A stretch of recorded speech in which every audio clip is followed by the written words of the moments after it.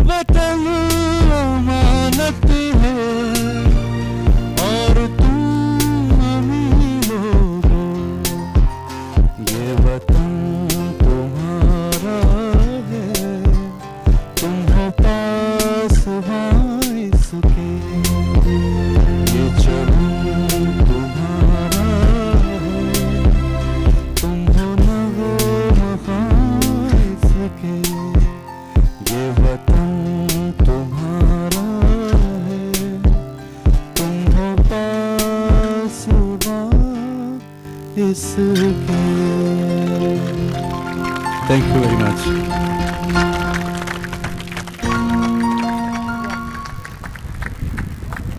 Very well done और वैस ज़बरदस्त।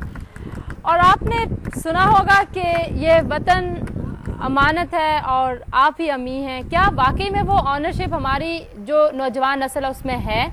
और यकीनन वो ऑनरशिप भी है। और इसी वजह से आपने देखा होगा कि मैंने बहुत सारे क्राइसिस ऐसे देखे हैं जहाँ पे शायद नौजवानों के फ़ायदे के लिए कोई बात नहीं की जा रही थी, लेकिन जब बारी आई लड़ने की, झगड़ने की, एहतजाज करने की, तो नौजवान जो है वो वहाँ पे मौजूद थे। और जो उनकी मौजूदगी थी शायद उनके शऊर की गवाही देती थी कि वो अपने राइट्स को भी पहचानते हैं और इस मुल्क की जो बेहतरी के लिए फ़ैसले हैं वो उसको भी सपोर्ट करते हैं। आप लोगों को क्या लगता है कि वो ऑनरशिप, एक तो ये कि जिन लोगों में है उनको कैसे एक जगह पे इकट्ठा करना चाहिए, बहुत ज़रूरी है क्योंकि डिफरेंट जगहों पे डिफरेंट काम हो रहा है। तो शायद इसी वजह से आप जो कहते हैं ना कि डायरेक्शन नहीं मिल रही, वो डायरेक्शन किसने देनी है? पहली बात तो ये बताइए।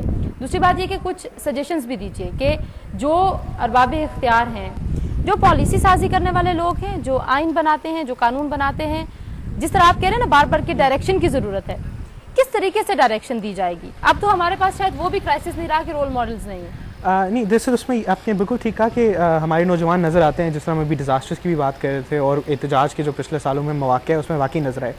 और ओनरशिप ये चीज़ दिखाती है, इन चीज़ों से ओनरशिप नज़र आती है। आज से शायद 15-20 साल पहले अगर आप देखें तो उस वक्त लोग ये बात कर रहे होते थे कि जी पाकिस्तान में कुछ नहीं है, हमने बाहर जाना है। ये एक बड़ा फेमस रेटरिक था, स्पेशली जब 90s में इमिग्रेशन पॉलिसीज़ वगैरह बड़ी आसान थी। किसी का दिल होता था मैं कनाडा चला जाऊँ, किसी का होता था अमेरिका चला जाऊँ। लेकिन आज आपको एक चीज़ मुख्तलिफ नज़र आएगी कि लोग कहते हैं कि अब ये चीज़ हमने पाकिस्तान में करनी है।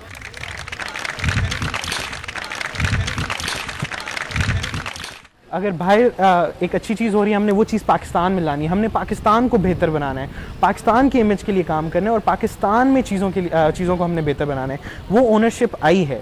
और जहाँ तक आपने इकट्ठा करने की बात हुई, उसमें एक लैक ऑफ तालीम का, जो तालीम एक जैसी हर एक को नहीं मिल रही, वो इशू है। और अपॉर्चुनिटीज़ चूँकि लिमिटेड हैं, प्रॉब्लम ये आता है कि उन अपॉर्चुनिटी के लिए कंपटीशन बहुत टफ हो जाता है और फिर कंपेटिटिव एनवायरनमेंट में कुछ प्रॉब्लम्स आती हैं। अच्छा अली, आप माशाल्लाह एक बड़ी अच्छी फैमिली से बिलोंग करते हैं और आपके पेरेंट्स ने आपको बहुत ज़्यादा सपोर्ट किया। मैं कुछ उस यूथ की बात करना चाहती हूँ जो देहातों में है, जो आपके जो नवाही इलाके हैं, गाँव हैं, छोटे छोटे कस्बे हैं, वहाँ की जो यूथ है वहाँ पे अपॉर्चुनिटीज़ बिल्कुल ना होने के बराबर हैं। दूसरी बात ये कि उनके पास रहनुमाई भी नहीं है। आप जैसे लोग उन लोगों को कैसे इन्वॉल्व कर सकते हैं? आपसे भी पूछूंगी और वकास के पास भी ये सवाल है। उसमें ये आपने बिल्कुल ठीक बात की कि ये जो एजुकेशन की सेगमेंटेशन हुई है ये बिल्कुल गलत है। हुकूमत को और स्पेशली जो पॉलिसी मेकर्स हैं उनको चाहिए कि सबसे पहले एक यूनिलैटरल यूनिफॉर्म एजुकेशन सिस्टम में बार बार कह चुका हूँ और मुख्तलिफ लेवल्स पे कह चुका हूँ, बहुत ज़रूरी है। अगर आपने इस नौजवानों को एक बनाना है, उनको उनकी स्टार्ट एक जैसी होनी चाहिए। सेकेंडली, ज़्यादा फोकस होना चाहिए आपके उन एरियाज़ में जहाँ पर ये टार्ट स्कूल हैं कि अब हमारे लीडर्स को चाहिए कि वहाँ जाएँ, वहाँ के बच्चों से इंटरेक्शन करें। और हमारे ऊपर भी ये जिम्मेदारी है जो हम हैं। अब जिस तरह अब स्टेप अप पाकिस्तान के थ्रू मैं अक्सर अपने गाँव भी, मुख्तलिफ गाँव, इंटीरियर सिंध, कराची, इवन बलोचिस्तान, वहाँ डिफरेंट स्कूल्स में मैं खुद गया हूँ बच्चों से बात करने, देखने, उनका फीडबैक गेज करने। आधे ज़्यादा बेशक मुझे नहीं जानते, लेकिन जस्ट टू सी कि वो क्या करें। तो ये हमारे ऊपर भी जिम्मेदारी और पॉलिसी भी ज़रूरी है। विकास, कैसे उन लोगों को इन्वॉल्व किया जा सकता है? क्योंकि आपने देखा होगा जब कोई कॉम्पिटिशन, इवन जब मीडिया पे कोई कॉम्पिटिशन हो रहे होते हैं ना, तो वहाँ पे जो यूथ बैठी होती है वो बड़े शहरों की यूथ होती है या बहुत इन्फ्लुएंशियल फैमिलीज के जो बच्चे होते हैं वो होते हैं। जो आम आदमी है, जो गरीब है, जो किसान है, उसके बच्चे हमें उस तरह से नजर नहीं आते। उनके बेटे, उनकी बेटियां, कैसे इन्वॉल्व करें उन लोगों को? सबसे पहले तो आई सेकेंडली ऑन दिस, ये जो एजुकेशन की बात हुई है, कुछ दिन पहले बल्कि एक Australian special representative for Pakistan and Afghanistan was here. तो उन्होंने मेरे से पूछा कि कोई एक ऐसी फील्ड आप मुझे बताएं कि कॉमनवेल्थ अपना सारा पैसा उसके अंदर पाकिस्तान में पंप कर दे। तो education was the thing which I suggested and asked him कि जी इसमें ज़रूर आप उसको करें, because that is the basic thing. लोगों को जब अवेयरनेस होगी अपने अच्छे बुरे की, अपनी लीडरशिप को सेलेक्ट या इलेक्ट करने की, तब ही कुछ ना कुछ वो होगा। Second thing is merit. I think अगर हमारी लीडरशिप नेशनल लेवल की, डिस्ट्रिक्ट लेवल की, किसी लेवल की भी आप ले लें, अगर वो एक भलाई इस कौम के साथ कर दें कि काम मेरिट पे करना शुरू कर दें, जो अपॉर्चुनिटीज़ थोड़ी बहुत निकलती हैं उनको मेरिट पे डील करना शुरू कर दें, तो things will automatically start following in place. वो खुद भी मेरिट पे आए, मेरिट पे आए, ये बहुत ज़रूरी है। Exactly. And then you see again उन लोगों की जहाँ तक इन्वॉल्वमेंट की बात है, वी हैव ट्राइड कि हम youth conferences and youth seminars करें, वे वी गो, उन लोगों को इकट्ठा करें, उनको उनके राइट्स एक्सप्लेन करें कि आपका बहैसियत शहरी क्या आपका हक है, क्या आपका फ़र्ज़ है, बिकॉज खाली knowing the rights does not solve the best of problem. Luck with that. Ali Hamid, बात हो रही है यहाँ पे उन लोगों को, उन नौजवानों को यूटिलाइज करने की जिनमें पोटेंशियल तो है लेकिन उनके पास रहनुमाई नहीं है, उनके पास फोरम नहीं है। क्या आप जैसे लोग जो यहाँ पे बैठे हैं उनको फोरम प्रोवाइड कर सकते हैं? देखिए, ये बड़ा ज़रूरी है। ये जो पाकिस्तान के अगर बुनियादी मसाइल ख़ासतौर पर यूथ के हवाले से डिस्कस किया जाए तो उनमें सबसे बुनियादी जो एक मसला है वो ये है कि generation gap with in generation. हमारे यहाँ जो यूथ है या हमारे यहाँ जिनको अपॉर्चुनिटीज़ प्रोवाइडेड हैं वो बहुत सेंट्रलाइज्ड हैं, वो बहुत कंसंट्रेटेड हैं और फोकस्ड हैं बड़े बड़े शहरों के अंदर। जैसे आपने कहा, हमारा जो नौजवान है इस्लामाबाद का F7 का 18 साल नौजवान और भाई फेरू या लंडी कोतल का जो 18 साल नौजवान है, उनमें ज़मीन आसमान का फ़र्क। उसकी सोच में वो अपनी महरूमियों का ज़िम्मेदार इस नौजवान को समझता। तो मसला सबसे पहले ये है कि इस गैप को ब्रिज करने की ज़रूरत है। जैसे यूनिलैटरल एजुकेशन सिस्टम की बात की गई, नो डाउट इसके लिए स्टेप्स चाहिए। एक बुनियादी स्टेप ये है। अच्छा, आप लोग इसके लिए कोशिश भी करें। मैं चाहूंगी कि हम ऑडियंस के पास जाएं और वहां से अगर कोई सवाल करना चाहता है, आप लोगों की जो आवाज़ है वो भी इस प्रोग्राम का हिस्सा बननी चाहिए।